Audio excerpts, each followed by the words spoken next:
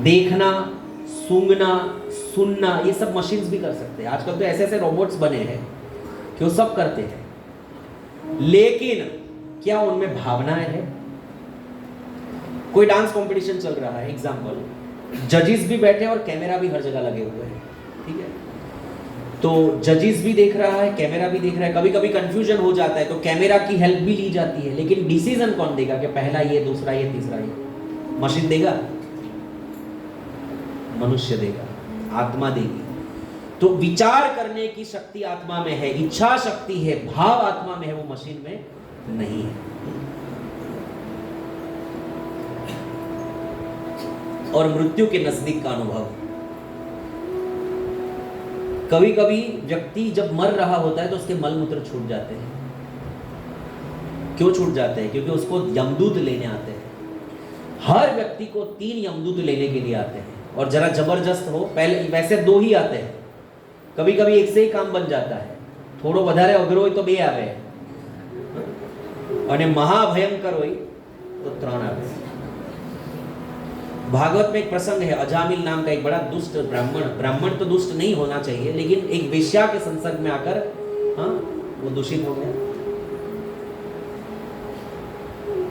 तो दूषित होने पर वो बहुत पाप करने लगा, इतना पाप किया कि अंत समय में उसको 3 यमदूत खींचकर उसके शरीर से निकालने के लिए आए।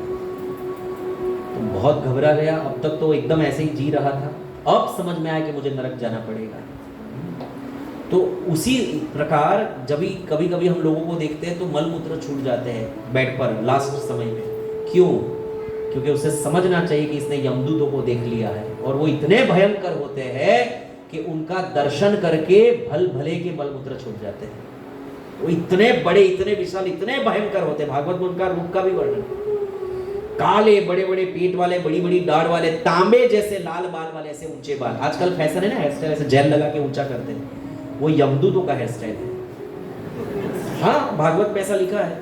लाल बाल भी हम करते हैं कलर कर करके, वो तांबे, भागवत में लिखा है तांबे जैसे लाल, ऐसे ऊंचे ऊंचे कांटे के जैसे बाल यमदूत रखते हैं। मुझे लगता है कोई नरक से आया हुआ ही होगा जिसने ये हेयर स्टाइल का फैशन, क्योंकि वहां देख कर आया है ना यमदूतों को। तो मृत्यु के नजदीक अनुभव से पता चलता है कि हमें शरीर बदलना पड़ता है, हम आत्मा है, हम बार बार शरीर बदलते हैं।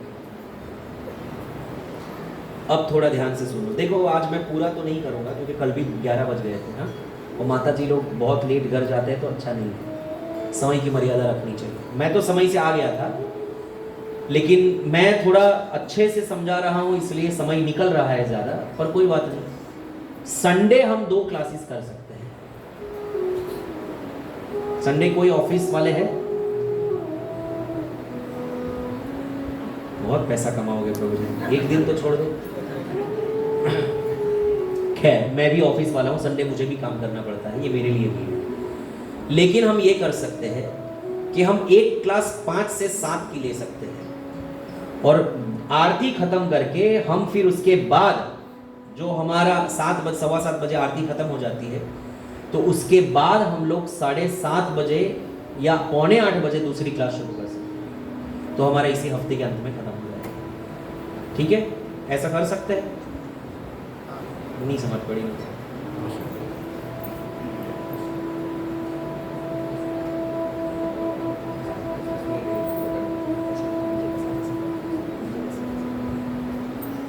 देखते हैं कैसे, नहीं तो फिर मैं पीछे जाकर भगाऊंगा, और क्या, आपका मूड देखकर फिर मैं काम करूंगा। હું આખો ભગવદ ગીતા સેમિનાર 15 मिनट में भी કરી શકું। पूछिए प्रभु जी को। हम जब प्रीचिंग करते हैं, जनरल प्रीचिंग, रास्ते में चलते व्यक्ति के साथ बात, तो ये जो मैं आपको 7 दिन में समझाऊंगा ना, जो 2-2 घंटा बोलकर, वो मैं 15 मिनट में भी निपटा सकता हूँ। वो मेरे ऊपर है, और दूसरा आपके मूड के ऊपर है। तो जीवन और मृत्यु की स्पष्ट समझ आप समझ लीजिए। हमारे पास 3 शरीर है। कितने शरीर है? 3 शरीर। देखा है कभी 3 शरीर? पर है। पहला शरीर है स्थूल शरीर, जिसको आप छू सकते हैं, देख सकते हैं, अनुभव सकते हैं, अनुभव में ला सकते हैं। ये है स्थूल शरीर, जो 5 पदार्थों से बना है: पृथ्वी, जल, अग्नि, वायु और आकाश, है ना। जिसको पंच महाभूत भी कहते हैं, और इसी से ये संपूर्ण जगत बना हुआ है। सबके 84 लाख योनि के शरीर इसी 5 पदार्थ से बने हुए हैं, तो इसको कहते हैं स्थूल शरीर। इसके अंदर और एक शरीर है जिसको हम देख नहीं सकते, वो है सूक्ष्म शरीर। मन, बुद्धि और अहंकार।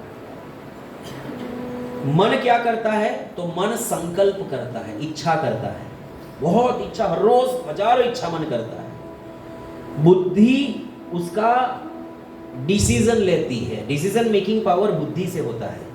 इंटेलिजेंस जिसको हम कहते हैं बुद्धि, वो बुद्धि डिसीजन लेती है कि मुझे आज पानी पूरी खानी है, तो बुद्धि डिसीजन लेगी कहाँ की खाए भाई, रास्ते की खाए कि होटल की खाए, खड़े खड़े खाए कि बैठ कर खाए, हाइजीनिक खाए कि वो खाए, कि भाई जो महंगी वाली है वो खाए कि ये वाली खाए, कि आटे की खाए कि रवे की खाए। ये तर्क होता है, बुद्धि का स्वभाव तर्क करना है, और फिर उसमें से एक चीज का डिसीजन बुद्धि निकाल कर देती है कि चलो कैलाश रेस्टोरेंट में जाकर रवे की पानी पूरी खाए। अहंकार क्या करता है? अहंकार हमको इस शरीर से बांध देता है। इस संसार में बार बार आने का कारण अहंकार है, और इस संसार में जितने झगड़े हो रहे हैं उसका कारण भी अहंकार है, और इस अहंकार के देवता शिवजी है। इसीलिए शिवजी को प्रलय के देवता कहा गया, क्योंकि आंशिक प्रलय हो या मुख्य प्रलय हो, ये दोनों प्रलय का काम तो शिवजी ही कराते हैं। घर में झगड़े होते हैं ना, वो किससे होते हैं? अहंकार से होते हैं, और उसी से संयुक्त परिवार टूट जाता है, हो गया प्रलय। एक दूसरे का खून कर देते हैं, हो गया प्रलय। ये सब होता कैसे? अहंकार से। है मैंने आप कीधु, अरे तू जोई ले, कौन छो तुमने जो जानता ना, ये ईगो काम कराता है, जिसको किसी ने देखा ही नहीं है। पर यही ईगो, मैं मुसलमान हूं, हमारे में ये है, हमारे में वो, तुम काफिर हो, तुमको तो हम मार ही डालेंगे, तो उसका मुस्लिम ईगो जो है, क्योंकि उसका जन्म उस मुसलमान परिवार में हो गया, तो अपने आप को मुसलमान मानने लगा ईगो के कारण, अहंकार के कारण। तो वो अपने ईगो के कारण दूसरे से द्वेष करता है, हम अपने ईगो के कारण दूसरे से द्वेष करते हैं। तो ईगो ही संसार में नाश का कारण है, जो हमें संसार में बार बार जन्म मृत्यु के चक्कर में बांध देता है। मैंने अभी बताया इंद्र की कथा के, इंद्र भी उस सुअर के शरीर में बंधा अहंकार की वजह से, कि मैं, ये मेरा शरीर है, मैं सुअर हूं। तो ये अहंकार हमको संसार में बांध देता है। तो हमारा दूसरा शरीर है सूक्ष्म शरीर, जो मन, बुद्धि और अहंकार से बना हुआ है। तीसरा शरीर है आत्मा, जिसको आध्यात्मिक शरीर कहते हैं, क्योंकि आत्मा इस संसार की चीज नहीं है, वो स्पिरिचुअल है, दिव्य है। तो वो स्पिरिचुअल बॉडी है, दिव्य शरीर है, आध्यात्मिक शरीर है। वो शरीर भी 3 पदार्थों से बना है। जो आत्मा है उसका भी 3 स्वभाव है, 3 क्वालिटी है उसकी, आत्मा की। जैसे शरीर की 5 क्वालिटी है, पृथ्वी, जल, अग्नि, वायु, आकाश। सूक्ष्म शरीर की 3 क्वालिटी है, मन, बुद्धि, अहंकार। सोचना, निर्णय लेना और अहंकार, ईगो। उसी प्रकार सूक्ष्म शरीर जो है आत्मा, उसका भी 3 स्वभाव है, सत, चित और आनंद। सत क्या है? सत का मतलब होता है सनातन। सनातन का अर्थ होता है जिसका कोई आदि नहीं हो और जिसका कोई अंत नहीं हो। मतलब उसकी शुरुआत की कोई डेट नहीं है, उसकी अंत की कोई डेट नहीं है, उसको हम सनातन कहते हैं। तो आत्मा क्या है? सनातन है। कब से है? कब से भगवान का अंश है, भगवान का अंश है, पर वो कब से अंश हुआ है उसका कोई डेट किसी शास्त्र में नहीं है, इसलिए उसको सत कहते हैं। ध्यान से सुनिएगा, क्योंकि इसमें से सुनी हुई बहुत सारी चीजों को मैं वापस लूंगा, वो सुना हुआ होगा तो तुरंत समझ में आ जाएगा। क्योंकि जो तीनों काल में रहता है वही सत्य है, जो परिवर्तन होता रहता है वो सत्य नहीं है। शरीर सत्य नहीं है। हम मरने के समय क्या बोलते हैं? मैं एक जैन लोगों के फ्यूनल में गया, मेरे भक्त है, वो वैसे शरीर से जैन है लेकिन वो वैष्णविज्म फॉलो करते हैं। हमारे भगवत गीता सेमिनार से वो जुड़े थे, जिज्ञासा से आए थे, फिर वो वैष्णव ही हो गए। घर में ठाकुर जी की सेवा कर रहे हैं, वो प्रतिक्रमण कुछ नहीं करते। तो उनके घर में उनके दादाजी बहुत बड़ी उम्र के मर गए। भगवान के धाम गए कि नहीं गए तो भगवान ही जाने। पर उनकी मृत्यु हो गई। तो हमें बुलाया गया क्योंकि उनकी हमारे में काफ़ी श्रद्धा थी, प्रेम था, तो मैंने भी सोचा कि जाना चाहिए। गए तो वहाँ तो सब रो गा रहे थे, अभी तो समास अंतिम चल रही थी, तो सब जोर जोर से नवकार मंत्र गा रहे थे। ओम नमो हरिहंताणम, नमो आयर्यणम, ओम नमो वज्रायणम, ओम नमो लोहे सव साहुनम, एसो पंच नमुकारो सर्व पाप प्रणाशनम, मंगलाणम च संवेसी अड़मम हवै मंगलम। ये सब पाठ करके सुना रहे थे वो बाबा जी को, दादा को। और दादाजी जैसे ही चल बसे और जैसे ही उनको शव यात्रा के लिए तैयार किया गया और जैसे ही शव उठाया गया तो सबने बोलना चालू किया, राम नाम सत्य है, राम नाम सत्य है। तो भाई जो सत्य है तुम ही उसी की उपासना करो। जब राम नाम ही सत्य है और मृत्यु के समय तुम उसी का कीर्तन करो तो पूरा जीवन क्या तुम, હવે આ તો ગુજરાતી બોલાઈ જાય પછી બરાબર ગુસ્સો આવે ને, ઊંધા જતા કામ કરે ના પર, પણ આ મર્યાદા છે વ્યાસપીઠ। तो सबको पता है कि राम नाम ही सत्य है, क्योंकि राम भूतकाल में भी थे, अभी भी है और बाद में भी रहेंगे, क्योंकि राम कभी मरते नहीं। वो मरने वाला तत्व ही नहीं, आत्मा ही नहीं मरता तो परमात्मा कहां से मर जाएगा। भये प्रकट कृपाला दीन दयाला कौशल्या हितकारी। भगवान प्रकट होते हैं, जैसे सूर्य पूर्व से प्रकट होता है और पश्चिम में अस्त होता है। तो आपने એવું તો નહીં કે હાય હાય सूर्य मरी गयो, रात पड़ी। वो कहीं है, वो कभी नहीं मर सकते, वो कभी बूझ नहीं सकते, वो है, पर समय आने पर पूर्व दिशा से उदय होते हैं और पश्चिम में जाकर वो अस्त हो जाते। काम खत्म उनका हो गया तो अस्त हो जाते। उसी प्रकार जब संसार में धर्म स्थापना आदि कार्यों की जरूरत होती है तो भगवान प्रकट होते हैं और जब लीला समाप्त हो जाती है वो अंतर्ध्यान हो जाते हैं, पर वो हमेशा रहते ही है। तो उसी को सत्य कहते हैं। तो जब परमात्मा सत्य है, तीनों काल में रहते हैं। शरीर तीनों काल में नहीं रहता, पहले था नहीं, अभी भी नहीं है, ये तो मरा मराया हुआ ही है। जैसे ही शरीर या आत्मा निकलेगा सड़ जाएगा, तो अभी भी इसका अस्तित्व नहीं है, दिखता है पर वास्तव में नहीं, और बाद में भी नहीं रहने वाला है। तो जो पहले नहीं था, ये जो शरीर आप अभी देख रहे हो, ये 45 साल पहले नहीं था, आज दिख रहा है, बाद में ये नहीं होगा, राख हो जाएगा। तो जो पहले भी नहीं था, बाद में भी नहीं रहेगा, तो मतलब अभी भी नहीं है, मतलब उसको असत कहते हैं। नासते विद्यते भावो ना भावो विद्यते सतः, गीता। असतનો અસ્તિત્વ જ નથી અને સત્યનો અભાવ જ નથી। सर्वत्र सत्य सत्य है, आत्मा જ आत्मा છે।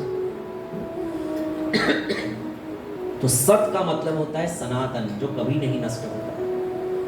क्योंकि ये तत्व, आत्मा जो तत्व है, ये कभी नष्ट ही नहीं होता, इसलिए वो चित्तमय है, यानी ज्ञानमय है। आत्मा को सब ज्ञान है, हम शरीर के कारण इसको भूल जाते, क्योंकि शरीर का स्वभाव भूलना है, शरीर का स्वभाव भूलना है, आत्मा का स्वभाव भूलना नहीं है। आत्मा तो परमात्मा का अंश है, परमात्मा पूर्ण ज्ञानवान है, तो आत्मा भी आंशिक ज्ञानवान है, और आंशिक ज्ञानवान भी पूर्ण ही ज्ञान है, क्योंकि मैं बार बार कहता हूं अंश भी पूर्ण ही होता है। इसलिए आत्मा भी पूर्ण ज्ञानी है, पर क्योंकि हम शरीर बदलते हैं इसलिए हम पिछले शरीर का भूल जाते हैं। पिछले शरीर की छोड़ दीजिए, दो दिन पहले क्या नाश्ता किया था सुबह, वो भी भूल जाते हैं। तो विस्मरण शरीर का स्वभाव है, आत्मा का स्वभाव विस्मरण नहीं है, आत्मा ज्ञानवान है। और क्योंकि वो सनातन है, क्योंकि वो कभी मरने ही नहीं वाला है, उसको संपूर्ण ज्ञान है, कोई भ्रम नहीं है, कोई भय नहीं है, इसलिए वो आनंद में है। मरना हो तब तो भय हो, कुछ अपना लूट जाने वाला हो तब तो भय हो। कुछ लूटने वाला नहीं है, कुछ घटने वाला नहीं है, कोई मरने वाला नहीं है, आत्मा सनातन है, तो फिर तो आनंद ही आनंद है। इसलिए आत्मा क्या है? सच्चित आनंद, क्योंकि परमात्मा सच्चिदानंद है।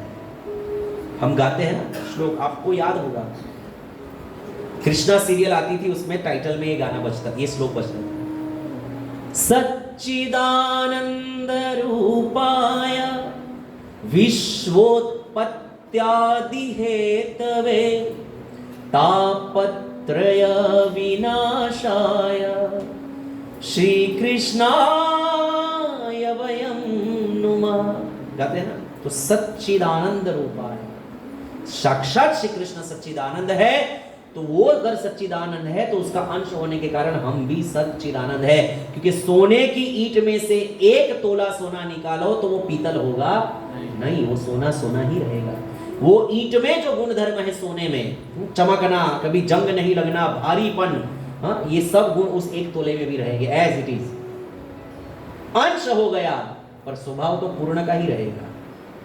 उसी प्रकार भले ही हम श्री कृष्ण के अंश है, पर कृष्ण सच्चिदानंद है, इसलिए हम भी उसके अंश होने के नाते सत चित आनंद है। और विचार करो, आ ज्ञान अपनी पासे होय तो આપણે કોઈ દિવસ ટેન્શન લઈએ? हमारा कुछ था ही नहीं कि जो छूटने वाला है। शरीर भी तो हमारा नहीं है, मेरे को शरीर किससे क्या लेना देना, मैं शरीर ही नहीं हूं, तो फिर वो रहे कि छूटे, काय का टेंशन। जब शरीर ही मेरा नहीं है तो पत्नी मेरी कहां से हो गई, तो पुत्र मेरा कहां से हो गया, तो माँ बाप मेरे कहां से हो गए। जब मैं शरीर ही नहीं हूं, शरीर मेरा नहीं है, तो ये संबंध भी मेरे नहीं है। तो कोई मुझसे प्रेम करे कि नफरत करे, कोई आए कि कोई छूट जाए, क्या फर्क पड़ेगा। इसलिए कबीरदास गाते हैं, मन लाग्यो मेरो यार फकीरी में, जो सुख मिलता राम भजन में, वो सुख नाई अमीरी में। मन लाग्यो मेरो यार फकीरी में, क्योंकि संसार का सच पता चल गया, सब नाशवान है। जिन जिन चीजों में मन लगाए, घर, गाड़ी, घोड़ा, पुत्र, पत्नी, संसार में सोना, चांदी, रथ, गाड़ी, घोड़ा, सब नाशवान है। एक आत्मा ही सच्चिदानंद, मैं सच्चिदानंद हूं। मैं मरने वाला नहीं हूं, मैं ज्ञानवान हूं। तो फिर मैं रो क्यों रहा हूं किसी के मरने पर, मैं तो ज्ञानवान हूं। मेरा कोई है ही नहीं, ना कोई मेरा था ना कोई है, तो फिर मैं रोऊं किसके लिए, मैं हर्ष किस चीज को प्राप्त करके करूं, क्योंकि मेरा कुछ है नहीं। मैं दुख किसके लिए करूं, क्योंकि मेरा कोई है नहीं। इसीलिए अगर इस स्वरूप को आपने प्राप्त कर लिया तो आप भी अपने रियल जो स्वरूप है सच्चिदानंदत्व को प्राप्त कर लेंगे। ये है संपूर्ण कृष्ण कॉन्शियसनेस। यहां तक पहुंचना है, अपने आप को प्राप्त करना है कि मैं शरीर नहीं हूं, मैं सच्चिदानंदमय आत्मा हूं। और दूसरा, जब हम मरते हैं, बस अभी 5 मिनट में इसको मैं समाप्त करूंगा, तो हम सिर्फ स्थूल शरीर को छोड़ते हैं। पृथ्वी, जल, अग्नि, वायु, आकाश के बने हुए शरीर को हम त्याग देते हैं। लेकिन जो सूक्ष्म शरीर है, मन, बुद्धि और अहंकार, उसको हम दूसरे शरीर में लेकर जाते हैं। हमारी मेमोरी जो है ना, ये हम हर शरीर में साथ में लेकर जाते हैं। इसलिए हमको विचित्र विचित्र स्वप्न आते हैं। हम सबके अलग अलग शौक है, अलग अलग स्वभाव है, अलग अलग बर्तन है, अलग अलग हमारी रीति है, हमारे रूप अलग अलग है। क्यों? क्योंकि पिछले जन्म में हम जो संस्कार लेकर आए हैं उसी प्रकार हम इस जन्म में व्यवहार करेंगे। जैसे आप मोबाइल बदलते हो, तो मोबाइल बदलने के टाइम आप कौन सी 2 चीज बदलते हो? हैं? सिम कार्ड और, तो सिम कार्ड यानी आत्मा और मेमोरी कार्ड यानी मन, बुद्धि, अहंकार। क्योंकि मेमोरी कार्ड में ही सब याद रहती है ना, सब संस्कार मेमोरी कार्ड में ही रहते हैं। वीडियोस, पहले के वीडियोस, फोटोज, जो भी आपने इंपॉर्टेंट चीज, डॉक्यूमेंट, सब कहाँ रहता है?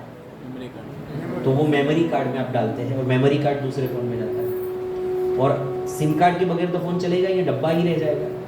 तो उसी प्रकार जब हम दूसरा शरीर लेते हैं तो 2 शरीर लेकर जाते हैं। एक सूक्ष्म शरीर यानी हम जाते हैं, और हमारे साथ पूर्व जन्म के जो संस्कार है, मन के ऊपर ही सब संस्कार छपे हुए हैं, बुद्धि और हमारा अहंकार लेकर दूसरे शरीर में जाते हैं। ये हमारी यात्रा है।